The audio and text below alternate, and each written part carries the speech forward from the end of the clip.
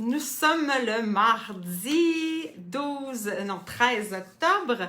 Donc, je suis en direct pour la super masterclass sur la santé globale naturelle.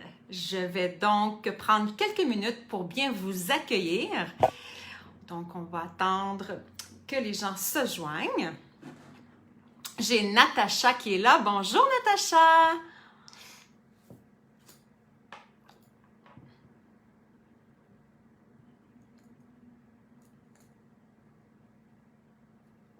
Si je swipe un petit peu, ce que je vais voir. Donc, vous m'excuserez un petit peu au début, hein? Je vais être un petit peu... c'est ma première fois vraiment en direct comme ça. Donc, déjà 7 personnes. Non, je suis contente, c'est le fun.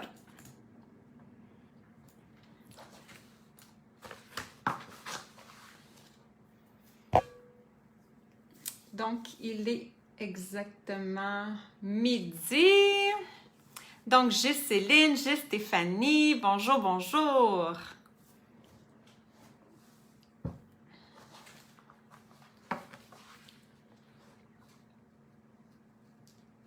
J'ai Mélanie.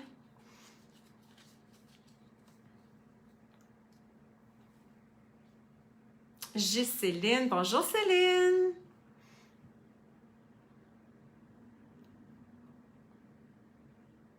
Salut Nancy. Re-salut Nancy.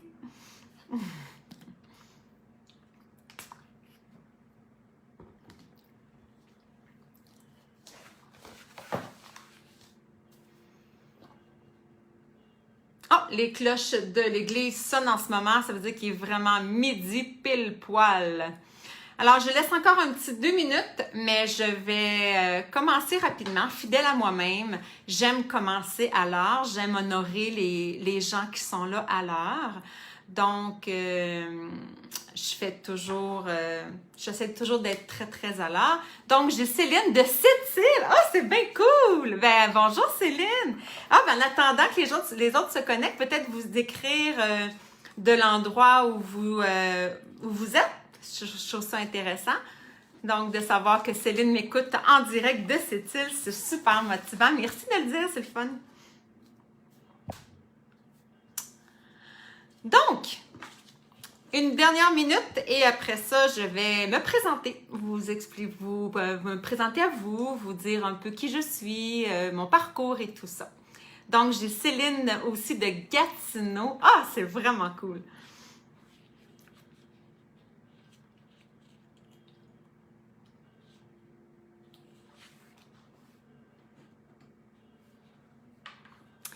De Murray Nights, Stéphanie. Bois des Filions, Joanne. Allô, Joanne? Oui, Nancy, t'as réussi à arriver à temps. Natacha de Saint-Jérôme. Mélanie de Saint-Bruno. Ah, c'est vraiment hâte de faire ça. Alors, je commence en direct de Sainte-Agathe-des-Monts. Donc, moi, je suis à Sainte-Agathe. Allô, Julie? Donc, en direct de Sainte-Agathe, je me présente à vous. Alors, pour celles qui ne me connaissent pas ou peu, mon nom est Sonia Giguère, j'ai 50 ans, je suis naturopathe et je vous parle ici en direct de mon bureau qui s'appelle le Centre Santé Métamorphite, qui est mon commerce depuis les 20 dernières années. Donc, en février prochain, je vais fêter mes 20 ans en business ici. Donc, durant ces 20 années-là, j'ai suivi beaucoup de formations. Hein? Donc, ma formation académique à moi, elle est en travail social. Je suis donc travailleuse sociale de formation. Et finalement, la vie m'a apporté vers d'autres chemins. Et j'ai fait mon cours en gestion de poids. J'ai fait mon cours comme entraîneur. J'ai fait mon cours de naturopathie. Et j'ai tellement aimé la naturopathie que je suis allée même faire une attestation en médecine fonctionnelle. La médecine fonctionnelle, c'est quoi? C'est la nouvelle médecine qui s'en vient. Donc, on retrouve là vraiment des médecins généralistes. On retrouve des chiro, des naturopathes, des ostéos, donc vraiment une panoplie de professionnels de la santé. Et ils ont tous le même objectif, c'est de prévenir la maladie. Et s'il y a maladie, de trouver des façons autres que par la médication de pouvoir améliorer la santé. Alors, c'est ce qu'on appelle la médecine fonctionnelle et d'écouter un peu son corps et de même aller jusqu'à l'auto-guérison.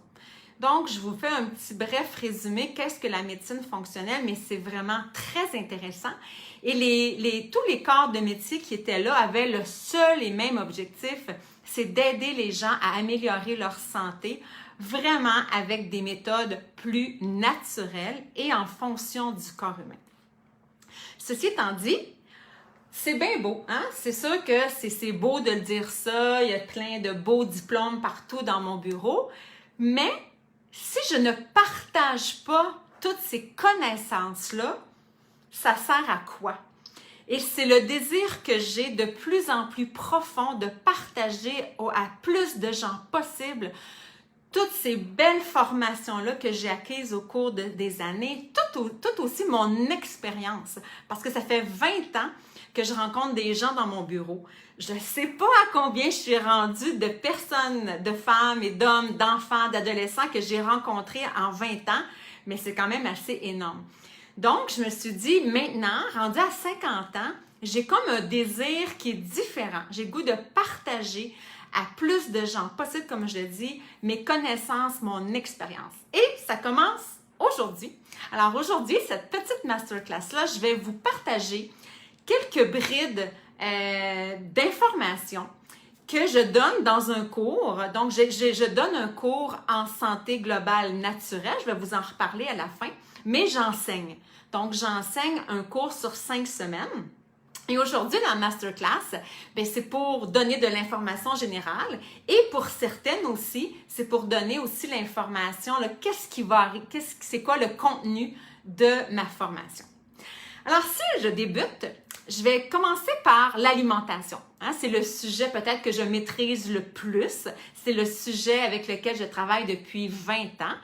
L'alimentation, la première chose que j'ai envie de vous dire, c'est que l'alimentation, c'est un carburant. C'est le carburant de notre corps. C'est l'essence qu'on donne à notre corps pour pouvoir faire nos journées, pour pouvoir fonctionner. Ce n'est surtout pas une gestion des émotions. Hein, je ne sais pas, parmi les 17 en ce moment qui sont en direct, est-ce qu'il y en a par hasard qui ont déjà mangé leurs émotions? Hein? Ça se peut que ça vous soit déjà arrivé. Et c'est important de redonner les lettres de noblesse à l'alimentation. Hein, ce n'est pas une façon de gérer ses émotions, c'est vraiment un carburant pour le corps humain. L'alimentation, on retrouve des macronutriments. Hein, c'est important de comprendre l'alimentation. Qu'est-ce que c'est? Donc, c'est composé de 3 macronutriments. Les glucides, les lipides et les protéines. Les protéines, là, la majorité des gens savent c'est quoi. Hein? Les protéines, on va les retrouver dans la volaille, dans la viande, dans les œufs, dans les poissons, dans le fromage, dans le yogourt grec, dans le fromage cottage, dans les légumineuses. Donc, la protéine, c'est la vitalité du corps. La protéine va nourrir nos muscles, nos tendons, nos ongles, les cheveux, la peau, les cartilages, les poches qui retiennent les organes, tous les tissus conjonctifs sont faits de protéines. La protéine, comme je disais, c'est notre vitalité. C'est extrêmement important. Et dans mon cours, justement, j'explique comment calculer nos besoins en protéines. C'est vraiment important d'en consommer suffisamment. Sinon, malheureusement, il peut y avoir une dégénérescence musculaire, il peut y avoir une perte de vitalité, il peut y avoir une perte de cheveux, il peut même avoir une descente des organes. Alors, ça peut aller loin de manquer de protéines et c'est important de connaître l'importance de bien consommer le nombre de protéines. Les glucides, qui est le deuxième macronutriment, les glucides, en fait, je vous fais ça très brièvement, on les divise en 2 catégories. Donc, on a les glucides simples. Pour vous donner un petit reminder, c'est qu'est-ce qui goûte le sucre? Hein? Les fruits, les desserts, les boissons gazeuses. Donc, on est capable de détecter le goût du sucre. Versus les sucres complexes, on va appeler amidon, c'est des sucres qui ne goûtent pas. Donc, on sait du sucre dans notre corps, mais on a de la difficulté à le reconnaître parce qu'il ne goûte pas. On y retrouve les féculents, le pain, les pâtes, le riz. On retrouve également la patate, le maïs. Donc, c'est aussi du sucre. Et on appelle ça les sucres complexes parce que, justement, ils ne goûtent pas. Alors, quand j'apprends aux femmes à lire les étiquettes, je prends le temps de bien expliquer justement qu'il y a des sucres cachés qui souvent ne figurent pas sur l'étiquette de la valeur nutritive des aliments. Donc, très important de comprendre ceci. Le troisième macronutriment, ce sont les lipides. Les lipides étant les gras. Les gras, malheureusement, ont eu mauvaise presse pendant de nombreuses années. Et là, avec l'industrialisation, avec les réseaux sociaux, avec tout ça, on est en train de comprendre que oui, les bons gras sont hyper importants. Vous savez, les gens les plus en santé sur la planète, c'est les gens qui vivent en Méditerranée. Donc, les gens de la Grèce, la Corse, et eux consomment énormément de bons gras. On va manger du poisson, des avocats, de l'huile d'avocat, des huiles d'olive. Donc, les bons gras, c'est hyper important. Ça va prévenir l'Alzheimer. Ça donne une énergie nécessaire au fonctionnement du système nerveux. Les bons gras, c'est primordial dans notre vie. Et malheureusement, il y a quelques années, quand on a dit « faut couper les gras », on a tous mis les gras dans le même bateau. On a coupé les mauvais gras, mais on a aussi malheureusement coupé les bons gras. Alors, il faut connaître la différence entre les mauvais gras et les bons gras. Parce que des bons gras, si on n'en mange pas assez, on peut faire du cholestérol. On peut développer des maladies du système nerveux. On peut faire de l'arthrite, on peut faire de l'arthrose. On peut avoir aussi des symptômes au niveau des syndromes prémenstruels. Alors, de manquer de bons gras, c'est aussi néfaste que de trop manger de mauvais gras. Donc, très important. Et les bons gras vont être anti-inflammatoires versus, un exemple, les mauvais gras, eux, qui vont créer de l'inflammation. Donc, c'est vraiment très, très important là, de ne pas soustraire les mauvais gras de notre alimentation. Là, les gras, j'avoue, je me laisse un peu toujours emporter parce que c'est un sujet qui me passionne, parce que l'importance de connaître c'est quoi les bons gras, c'est vraiment primordial. Donc, je disais, au niveau des macronutriments, on a les glucides, les lipides et les protéines. Quand on mange des glucides, je reviens un petit peu sur les glucides aussi, le nombre de glucides par jour va être très différent d'une personne à l'autre. Ça va dépendre du sexe. Est-ce qu'on est un homme, est une femme, l'âge? Est-ce qu'on est sédentaire ou on est très actif? Donc, le nombre de glucides qu'on a besoin dans une journée va vraiment être très différent d'une personne à l'autre. Ce qui compose aussi l'alimentation, je vais introduire l'eau là-dedans. Hein? L'eau représente 60% de notre corps.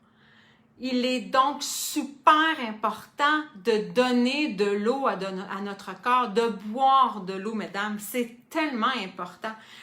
Il faut premièrement remplacer ce qu'on a éliminé dans la journée, hein, que ce soit par les urines, par la sueur, par la vapeur. Quand je parle, j'ai de la vapeur qui sort. Alors, on élimine de l'eau à chaque jour. Il faut remplacer cette eau-là. Il faut également donner de l'eau pour rendre le volume sanguin optimal. Alors, le volume sanguin, c'est important qu'il soit optimal. Et ça, on va y arriver en y donnant suffisamment de l'eau. L'eau également est importante pour le bon fonctionnement des cellules. Hein, je dis toujours aux femmes, essayez d'imaginer là, des belles cellules, nos cellules du corps humain là, qui flottent dans l'eau. Hein, imaginez là, qu'ils sont dans l'eau, puis là, ils flottent, puis là, ça s'en va d'un bord puis de l'autre, puis là, tout va bien, on a de l'énergie, tout est wow. versus quelqu'un qui est déshydraté, que toutes les cellules sont jamais ensemble. Et là, ils sont tous comme ratatinés parce qu'ils sont déshydratés. On ne peut pas avoir la même énergie, on ne peut pas avoir la même vitalité, c'est impossible. Donc, de boire de l'eau va également donner un beau teint lumineux, va donner de l'énergie. Je vous fais une petite parenthèse parce que je trouve ça important. J'avais un ami de mon fils qui venait à la maison et il avait toujours des migraines atroces, mais atroces. Il est allé là, passer des scans, voir des médecins. Il se demandait qu'est-ce qu'il y avait, là, le petit garçon. Vraiment, là, c'était atroce comme migraine. Il est venu passer un week-end chez nous. Durant le week-end, jamais j'ai vu cet enfant-là boire de l'eau. Jamais, au grand jamais. Quand sa mère est venue le chercher le dimanche soir, je lui ai dit, écoute, j'ai remarqué que ton gars, il buvait zéro de l'eau. Fait qu'elle dit, oh, non, elle dit, c'est pas un gros buveur d'eau. Fait que là, j'ai dit, est-ce que tu savais que la première cause de déshydratation, le premier symptôme, pardon, ce sont les maux de tête, les céphalées? L'enfant s'est mis à boire de l'eau et je vous en donne ma parole, cet enfant-là n'a plus jamais eu mal à la tête après. Alors, il était seulement, c'est un petit mot là, mais il était complètement déshydraté. Alors, l'eau, souvent, va être un manque d'eau va être la première cause de fatigue, de maux de tête, de constipation. Alors, l'eau, c'est la vie, hein? On peut passer des jours sans manger, mais on ne peut pas passer des jours sans boire. Alors, très important, l'eau. Et le café et l'alcool ne sont pas de l'eau. Hein? J'ai plein de clientes des fois qui me disent « Oh, mais moi, Sonia, je m'hydrate bien, je prends 3 cafés par jour, puis je prends mon petit verre de vin le soir au souper. » Time out. L'alcool et le café déshydratent.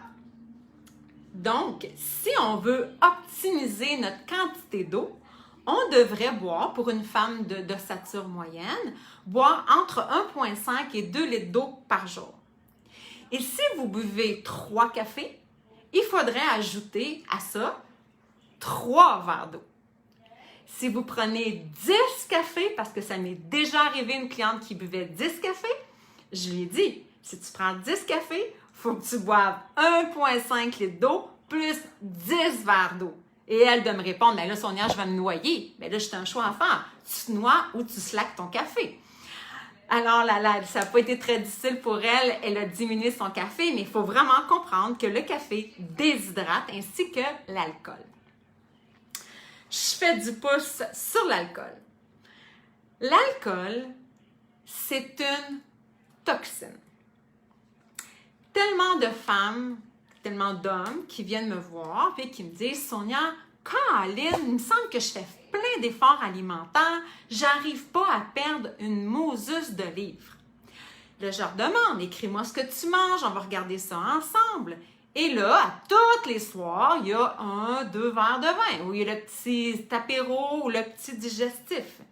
Et ce que j'explique toujours, c'est que l'alcool, c'est une toxine.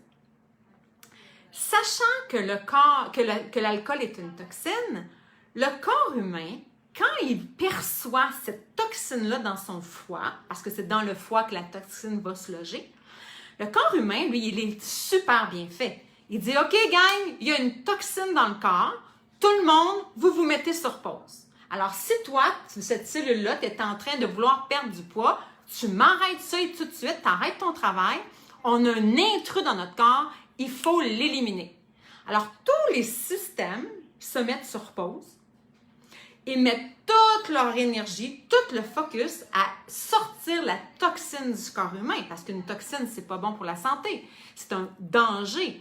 Alors, tous les systèmes se mettent sur pause, vont éliminer la toxine du corps et après ça, vont dire « OK, l'intrus est parti, on peut reprendre le travail qu'on faisait. » Alors, imaginez, si notre objectif est de perdre du poids, par exemple, et puis qu'on prend de l'alcool à chaque jour, bien, à chaque jour, tous les autres systèmes sont sur pause parce que le seul et unique objectif, c'est d'éliminer la toxine du foie. Vous comprenez? Alors, très important de comprendre que l'alcool, c'est une toxine. Tantôt, quand je vous parlais d'alimentation, j'aime aussi parler des vitamines et des minéraux. Hein, les vitamines et les minéraux, ce sont les micronutriments. Tantôt, je vous disais que les macronutriments, on avait les glucides, les lipides et les protéines. Et les micronutriments, ce sont tous les vitamines et les minéraux. Juste pour aujourd'hui, juste vous expliquer qu'il y a 13 vitamines et minéraux et qu'on a aussi 13 vitamines, pardon, et nous avons aussi les minéraux. Les vitamines, elles ne sont pas tous en danger. Les vitamines qui se dissouent dans le gras, donc on va appeler les vitamines liposolubles, elles ne sont pas sans risque si on en prend à haute dose. Ça, c'est important de savoir ça. Il y a des vitamines qu'on peut prendre, puis même si on est en surdose, jamais il va y avoir de danger.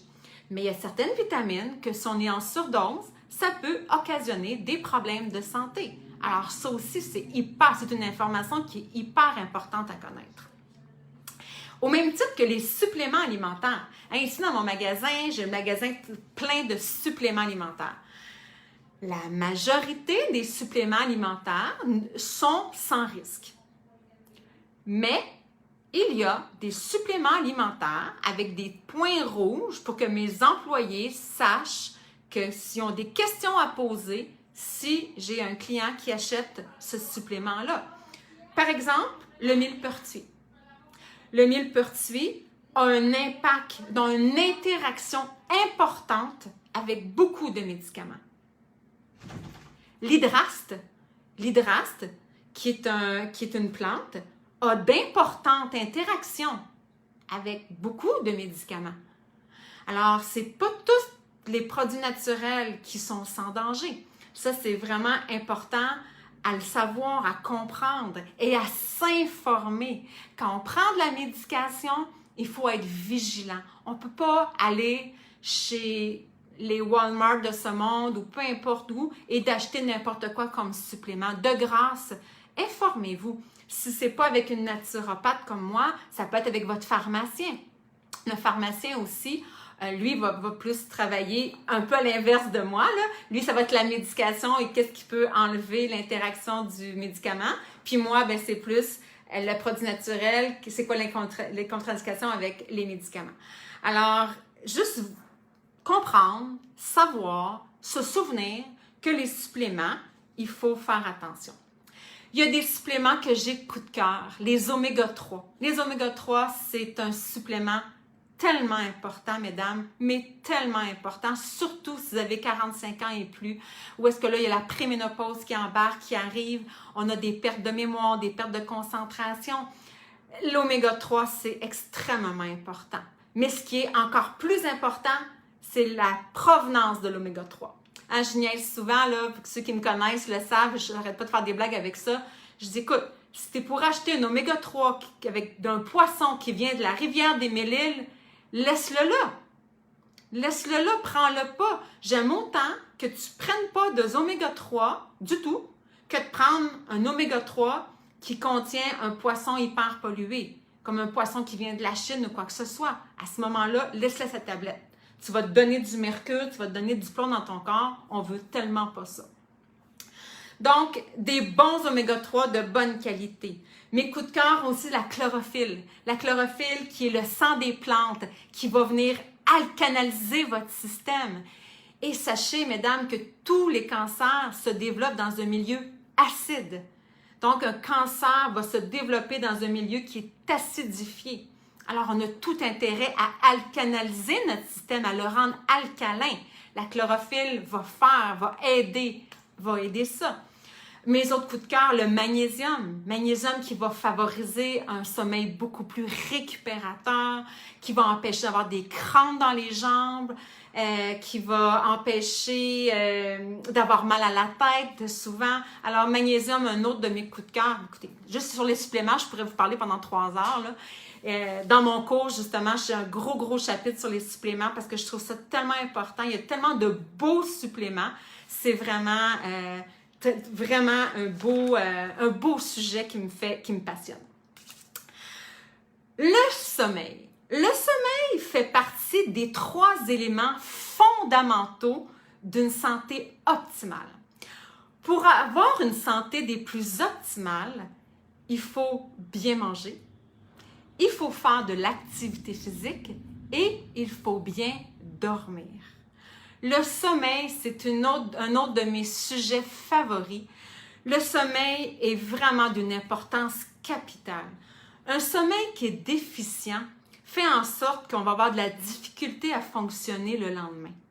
Hein? Si on ne dort pas bien, on ne peut pas espérer passer une belle journée, on ne peut pas espérer d'avoir de l'énergie, d'être au maximum de soi-même. Impossible. Alors, le sommeil est très important. Qu'est-ce qui peut empêcher le sommeil?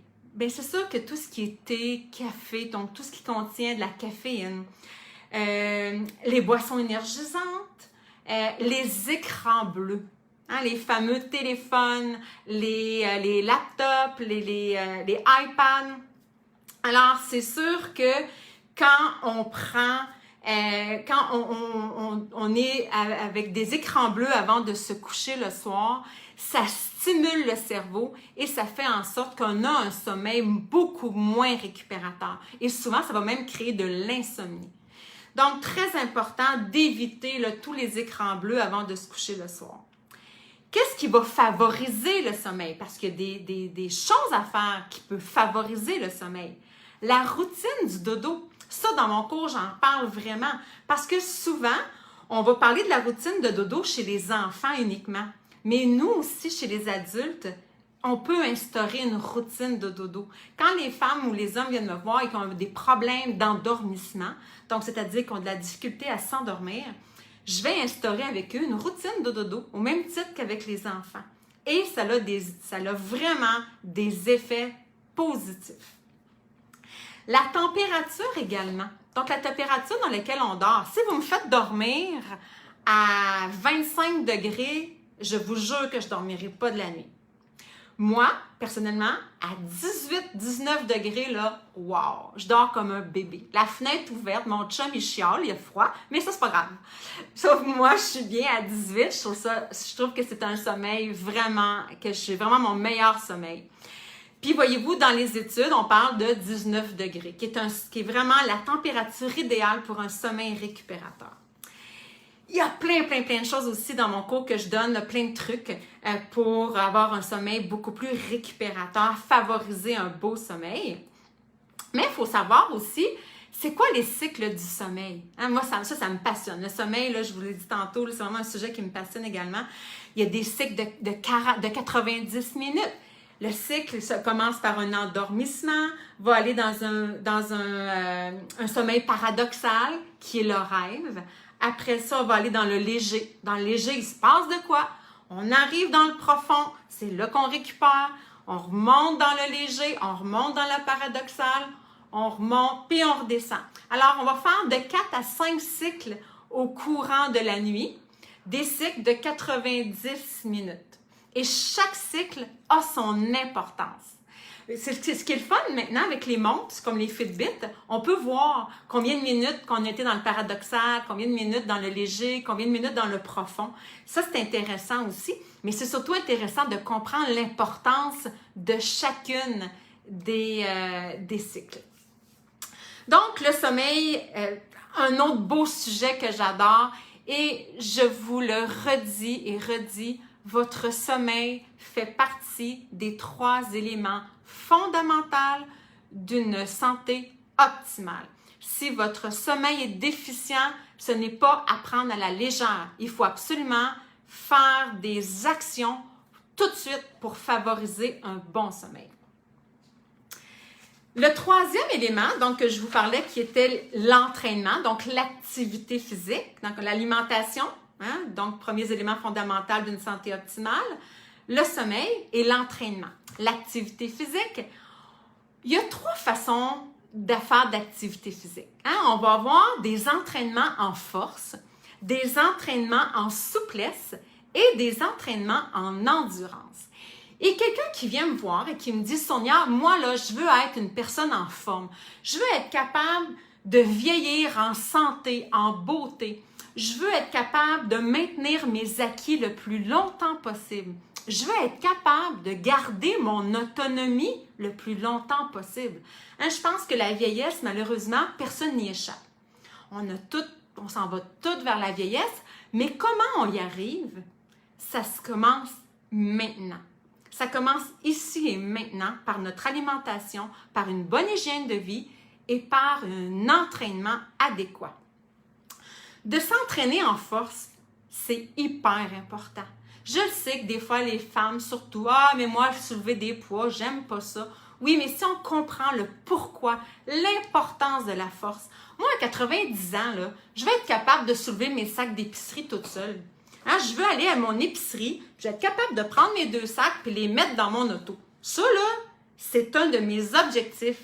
Juste que faire une belle petite vieille qui va avoir encore sa force, qui va être capable d'ouvrir son armoire puis d'aller chercher mes assiettes quand mes petits-enfants vont venir manger à la maison. La force, très importante. Donc, la force, on va la développer beaucoup, oui, par des exercices de musculation.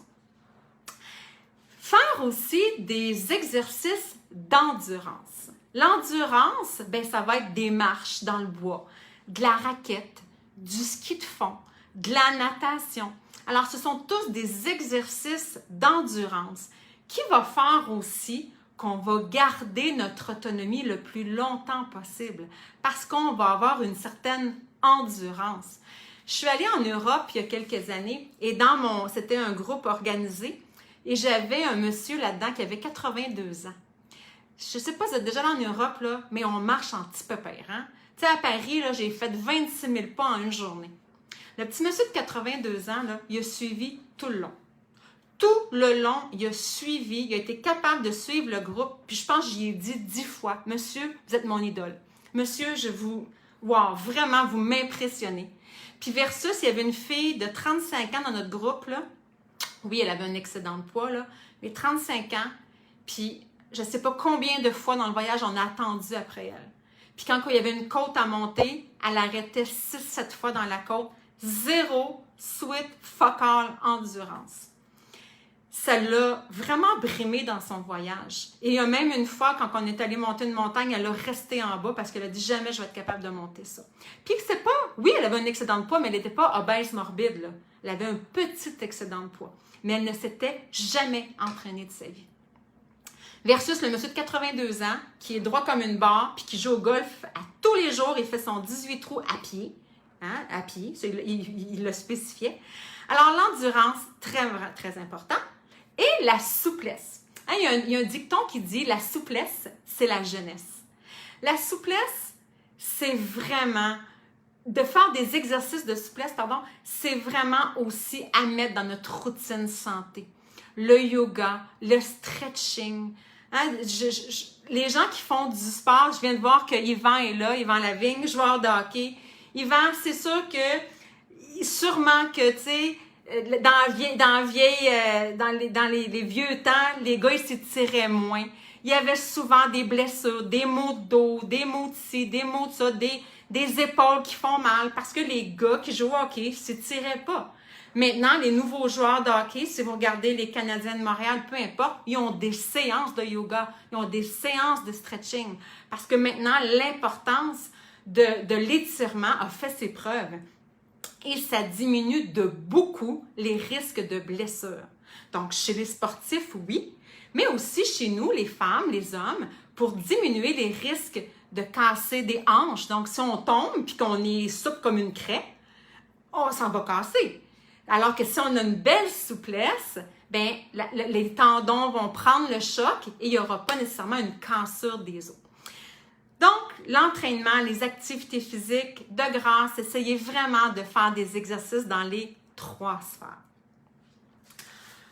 Mon autre sujet aussi qui m'intéresse beaucoup, c'est le stress. On s'entend-tu qu'en ce moment, 9 clients sur 10 qui viennent à mon bureau vit un stress élevé. Et qui dit stress, dit problème de santé à l'horizon. Hein, ça, c'est sûr et certain. Et les gens qui essaient de perdre du poids puis qui sont stressés, c'est pas vraiment l'idéal. Hein? Ça ne va pas favoriser une perte de poids si on est stressé. Et j'aime beaucoup parler de mon histoire du mammouth. Parce qu'il faut comprendre c'est quoi le stress. Il faut comprendre l'importance que le stress a sur notre santé et sur notre gestion, justement, mettons, notre gestion du poids. Dans le temps de l'homme de Cro-Magnon, hein, on va retourner là, dans le temps de l'homme de Cro-Magnon, le chasseur, il part, il est là avec sa lance, il part à la chasse au mammouth. Puis là, finalement, il arrive face à face avec 3 gros mammouths. Qu'est-ce qu'il fait? Il part à courir, donc le stress embarque. Hein, là, il a peur de se faire bouffer. Lui, il est parti à la chasse, mais là, il a peur de se faire bouffer. Donc, le stress embarque. Et là, ça va faire en sorte que le cortisol, qui est l'hormone sécrétée lors d'un stress, le cortisol, il vient dans le tapis. Et là, le chasseur, lui, il s'en va dans sa caverne. Et là, il reste caché jusqu'à temps que les mammouths s'en aillent. Ce qui peut prendre 1 jour, 2 jours, 3 jours. Donc, le cortisol, en étant sécrété, ce qu'il va faire, c'est qu'il va venir mettre le corps en mode stockage. Il va garder sa réserve de gras à l'intérieur parce qu'il se dit « OK, j'ai aucune espèce d'idée du moment que je vais pouvoir ressortir de ma caverne. » Alors, il se met en mode stockage, puis là, il attend que les mammouths s'en aillent pour pouvoir sortir de sa caverne. Et c'est là, c'est comme ça que ça se passe. Carrément, c'est comme ça que ça se passe.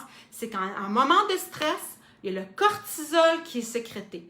Le cortisol étant sécrété, il va venir stocker la graisse dans son corps.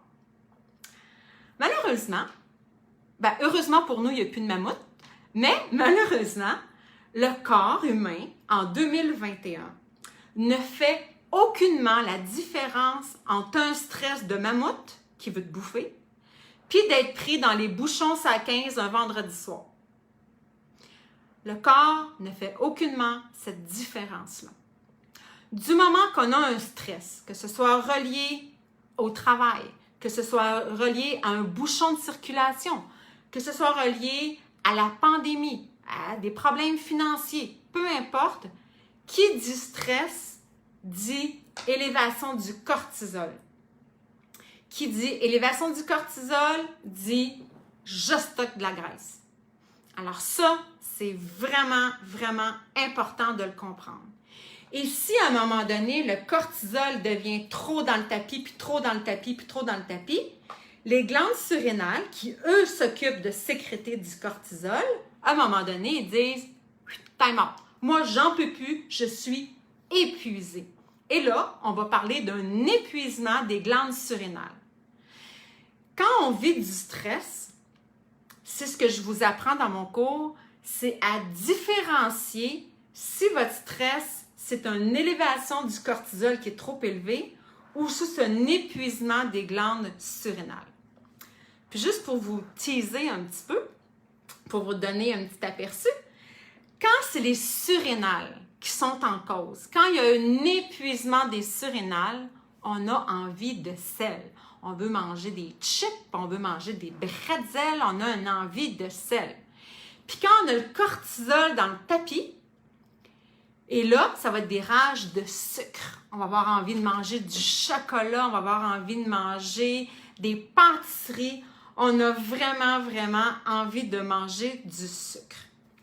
Il y a 8 à 10 différences entre le cortisol et les surrénales. J'ai malheureusement pas le temps de tout vous expliquer, mais sachez que c'est très, très important de différencier si c'est mon cortisol qui est dans le tapis ou c'est mes surrénales qui sont à terre. Parce qu'on ne va pas du tout gérer ça de la même façon.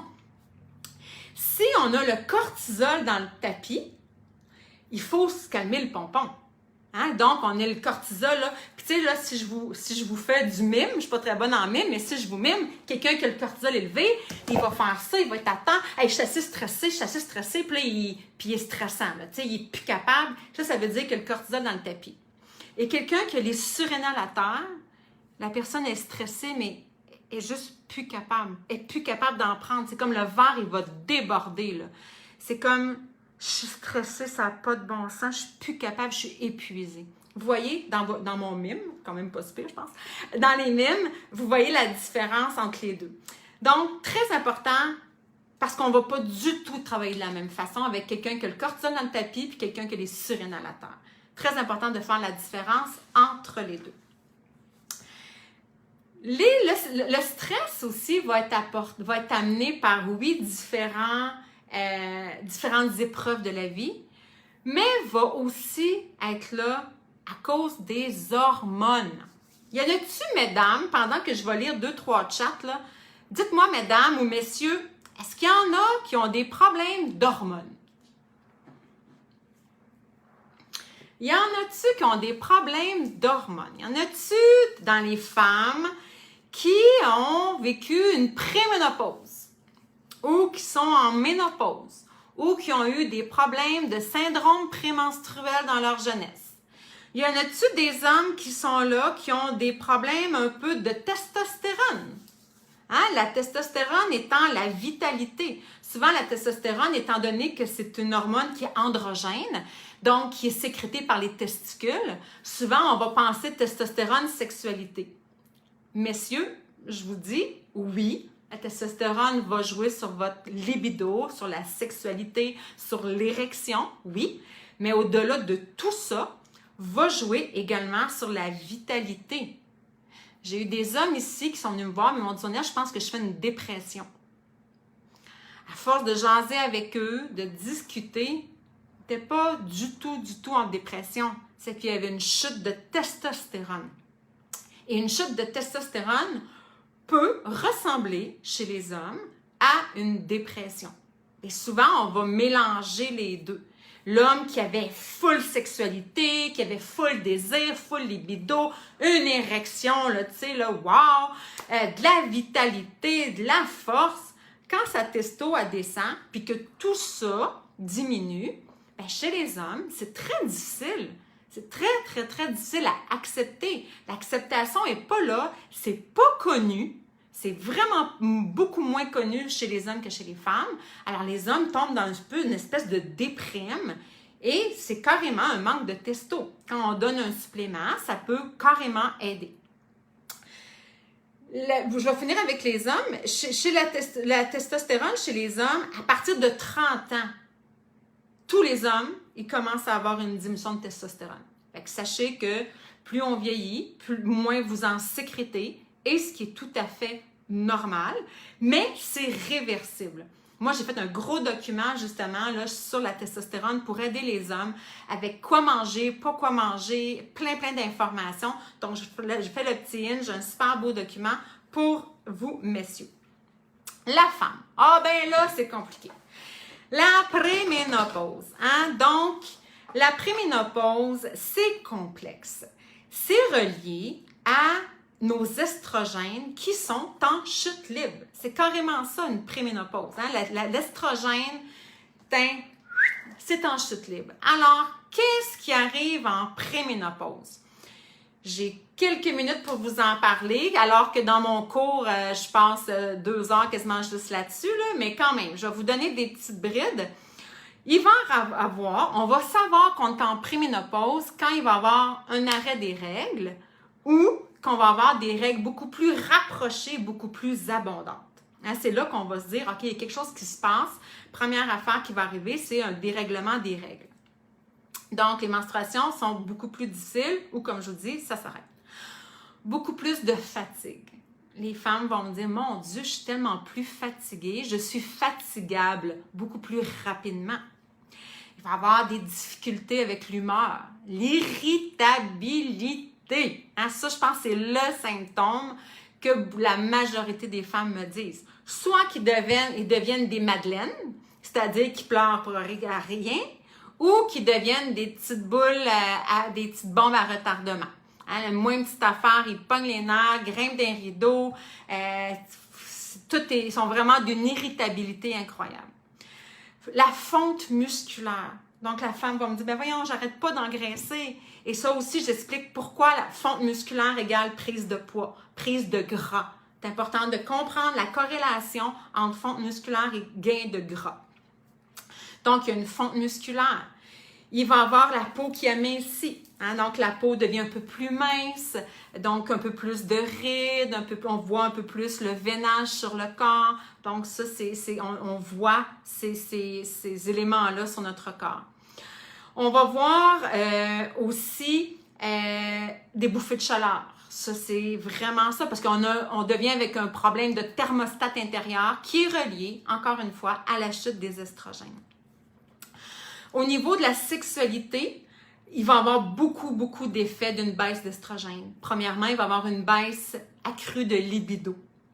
Et c'est vraiment d'ordre hormonal. C'est pas parce qu'on aime moins notre conjoint, c'est pas parce qu'il est moins fin. Hein, les clients, des fois, j'en ai plein dans mon bureau qui pleurent puis qui me disent « Mais Sonia, je l'aime, mon chum, puis je l'aime, je suis autant amoureuse qu'au premier jour, mais j'ai plus envie de lui, j'ai plus de désir sexuel. » Alors, la baisse de libido, elle est présente pour beaucoup de femmes qui sont en préménopause. Et qui dit également pas de règles. Donc, étant donné qu'on n'a plus de règles, qu'est-ce qui arrive? C'est qu'il y a un assèchement de la muqueuse vaginale aussi. Alors, les femmes deviennent avec un assèchement vaginal, donc des relations sexuelles beaucoup plus douloureuses. Fait que voyez-vous la chaîne que ça fait également. Et là, ça fait en sorte que finalement, étant donné que les relations sexuelles sont plus difficiles, ben là, ça leur tente moins parce qu'ils se disent « je vais pas avoir du fun, mais ça va faire mal ». Donc, il y a l'aspect psychologique qui rentre en ligne de compte. Donc, ça devient un élément anxiogène, ça devient stressant. Et là, il y a l'irritabilité qui est là. Là, ça fait que si tu as des bouffées de chaleur durant la relation sexuelle, ça fait que tu sues, fait que ça ne tente plus. Fait que voyez-vous, moi, ce que je fais en bureau, c'est que je dédramatise. J'essaie de dédramatiser parce que si je regarde ce que je viens de vous dire dans la dernière minute, quand tu regardes ça, c'est décourageant. Fait que il faut dédramatiser.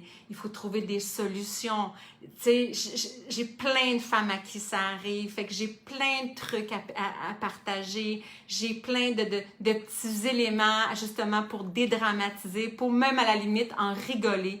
Alors, mais il faut comprendre. Il faut comprendre que la ménopause, préménopause, c'est un dérèglement important. On ne le passe pas toutes de la même façon. Il y en a que ça se passe comme ça. Il y en a que c'est l'enfer. Puis il y en a qui ont un juste milieu.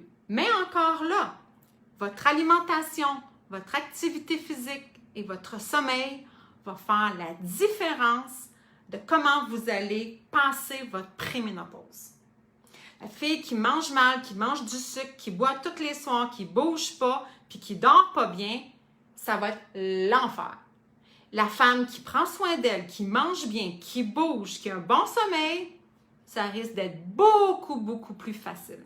Alors, voyez-vous, toutes les reliées ensemble. Quand on parle de santé, tout est vraiment interrelié. J'ai tellement de choses à dire, mais je vais me limiter à ça pour le sujet de la préménopause. Je vous invite à aller regarder pour les femmes l'Automéno, qui est un documentaire qui a été tourné par Véronique Cloutier, où est-ce qu'elle parle de son calvaire, parce que pour elle, la préménopause a été un calvaire, et elle parle justement là, des hormones bioidentiques et tout ça. Stéphanie m'a dit, les suppléments et l'alimentation peuvent aider les hormones? Oh que oui! J'ai des suppléments incroyables qui aident vraiment. Que ce soit la sauge, que ce soit une formule brevetée qui est à base de rhubarbe pour les bouffées de chaleur. J'ai même des médecins qui viennent m'en acheter pour elles. Vraiment, là, c'est, oui, des bons suppléments qui peuvent aider autant chez l'homme que chez la femme pour les changements hormonaux. Il me reste peu de temps. J'avais dit 45 minutes, je suis rendue à 50. Écoutez, je pense que je vais m'arrêter ici parce que je sais qu'il y en a qui veulent aller manger ou aller se préparer pour reprendre leur travail à 13 heures. Si vous avez des questions, je peux y répondre là, dans les prochaines minutes.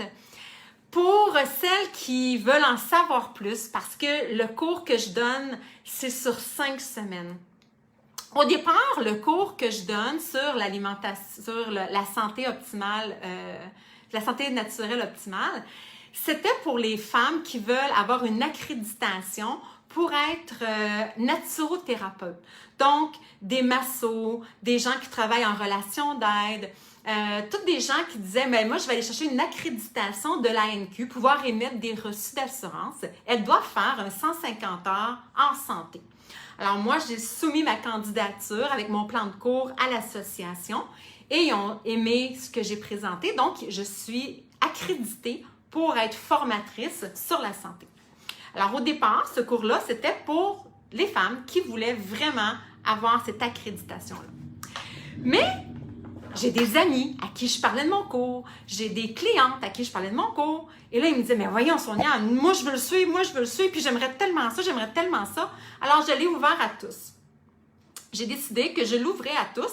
Je me dis, regarde, moi que j'enseigne à 10 ou à 15, ben j'ai le même enseignement, puis ben ça vous passionne, puis si vous êtes contente de savoir toutes ces belles choses-là, ben moi, ça me valorise parce que je partage mes connaissances, puis je sais que je peux aider les gens. Alors, mon cours débute le 21 octobre. À tous les jeudis à 13h, je vais être en direct ici, par Zoom, donc c'est un Zoom, et j'enseigne en direct pendant 1h30 de temps. Si vous ne pouvez pas être là le jeudi à 13h en direct, aucun souci, vous pouvez le réécouter en différé. Pas de problème, il y a une plateforme avec un lien où est-ce que vous pouvez aller cliquer sur le lien, vous pouvez écouter tout en redifféré tout ce que j'ai, tout ce que je partage. Parallèlement à mon enseignement, qui est un peu comme aujourd'hui, à coup d'1h30 pendant 5 semaines, puis des fois je dépasse. Je dis 1h30, là, mais ça m'est arrivé souvent d'enseigner pendant 2 heures. Et puis, donc, mettons, j'enseigne pendant 1h30, 2 heures. Et parallèlement, il y a aussi une plateforme où j'ai déposé plein de documents sur plein de sujets. Alors, la formation, c'est sur 5 semaines. Celles qui veulent le faire pour leur bien personnel, vous faites la formation sur le temps que vous voulez. Hein? Vous pouvez prendre le temps que vous voulez pour faire la formation. Celles qui veulent avoir leur accréditation, bien aussi, vous pouvez prendre le temps que vous voulez, mais vous devez avoir un examen. Donc, un examen que vous devez compléter avec moi pour pouvoir avoir votre accréditation. De toute façon, celles qui veulent suivre le cours, vous m'écrirez, là, je vais pouvoir vous répondre. Mais sachez que mon cours débute le 21 octobre et c'est avec passion, que, comme vous pouvez voir, j'adore mes sujets, avec passion, avec intérêt que je vous partage vraiment toutes ces informations-là. Quand j'enseigne, en étant naturopathe, je mets aussi des reçus d'assurance. Donc, que ce soit pour votre compte personnel ou pour obtenir une accréditation pour votre profession, j'émets des reçus. Donc, vous pouvez réclamer si vous avez des assurances ou si vous êtes à votre compte, vous pouvez les passer en dépenses professionnelles. Donc, oui, vous pouvez avoir une certification de naturothérapeute après ce cours de 5 semaines. Par contre, vous devez avoir aussi d'autres choses. Vous ne pouvez pas être naturothérapeute juste avec ma certification. Il faut combler avec un cours en masso, avec un cours en relation d'aide, il y a plein de choix, là. Mais mon cours est obligatoire pour pouvoir avoir une accréditation. Donc, voilà. Et j'ai aussi une question de Céline qui dit le keto. Qu'est-ce que je pense du keto? Je pense que le keto peut être très bon si on le fait intelligemment. Si on fait le keto, comme je vois sur Facebook, des gens qui font cuire du bacon dans le beurre, puis qui mettent le beurre de bacon sur leurs légumes, je suis absolument contre ça. Du gras animal, ça fait boucher les artères. That's it, that's all. Alors, si on choisit de faire le keto et qu'on utilise des bons gras, hein, je vous expliquais tantôt l'importance des bons gras, alors oui, je suis d'accord. Je suis d'accord beaucoup pour les gens qui ont des maladies à améliorer. Hein, des gens qui vont faire de l'autisme, qui vont avoir des problèmes inflammatoires. Si les gens mangent keto, ils vont voir une différence dans leur santé. Oui, mais comme je vous dis, du moment où ce soit fait vraiment intelligemment, avec des bons gras. L'autre question que j'avais, c'était si je parlais des suppléments et des posologies là, adaptées à chaque personne dans mon cours? Oui. Oui, effectivement. Puis c'est sûr que pour mes étudiants et étudiantes également, ben c'est sûr que je vais donner l'information un peu plus pointue pour chaque personne. Mais oui, parce que, un exemple, la protéine, comme je disais tantôt, on n'a pas tous les mêmes besoins. Le magnésium, on n'a pas tous les mêmes besoins. La vitamine D chez une femme, c'est tant d'UI international. Chez les hommes, ça va être tant. Fait que oui, on peut adapter les posologies de suppléments dépendamment du sexe, de l'âge, de la constitution de la personne. Ça, c'est ça. Est-ce qu'il y en a qui ont des questions sur l'alimentation, sur l'entraînement, sur le stress, sur les hormones, sur... je sais quoi, j'ai parlé aussi, j'ai parlé de les émotions. Fait en conclusion, ce que je peux vous dire, c'est que si vous désirez avoir une santé optimale, bien vous alimenter, bouger, dormez, gérez vos émotions et gérez votre stress. Ça, si vous êtes capable de faire tout ça, vous allez être une femme ou un homme épanoui avec une vie où ce que vous donnez plein de chances pour votre santé.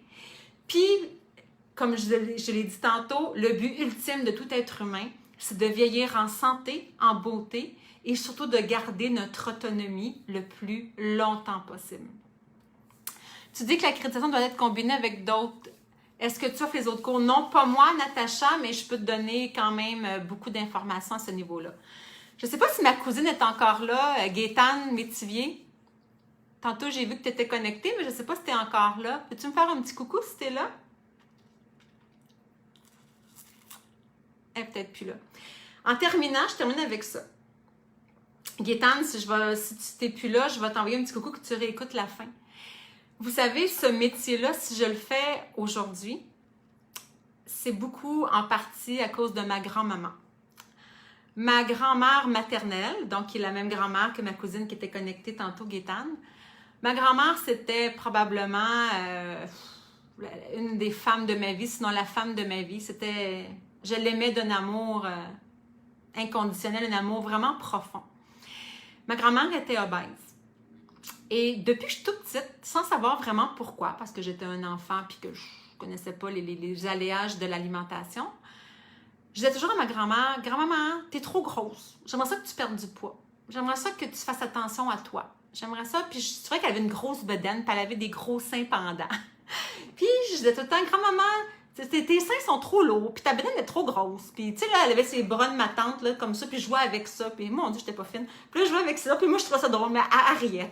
Elle me trouvait quand même drôle. Là. Puis ma grand-mère a fait un AVC.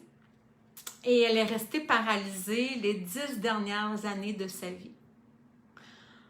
Pour moi, je pense que ça a été un énorme traumatisme de voir ma grand-mère paralysée, obligée de peser sur un bouton pour aller faire pipi, de se faire dire que son caca était à 2 heures, alors qu'elle avait sonné pour pouvoir y aller à 11 heures, mais de se faire dire « Non, Madame Groslot, vous, votre toilette, là, c'est à 2 heures, il est juste 11 heures. » C'est toutes des choses que j'ai vues, des situations que j'ai vues quand j'allais la voir dans un centre et que je me suis dit « Non, moi, là, j'ai une mission sur Terre, puis j'ai trouvé ma mission, c'est d'aider le plus de gens possible à ne jamais vivre ça, à jamais finir ses jours comme elle. » Fait que grand-maman, ben aujourd'hui, c'est à cause de toi que je fais ce métier-là.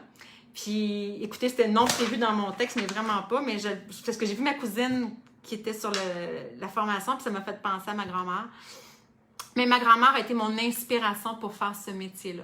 Fait que je termine en vous disant, si je peux vous aider à vieillir en santé, en beauté et à jamais finir votre vie dans un calvaire comme ça, ben ce sera pour moi un gros check.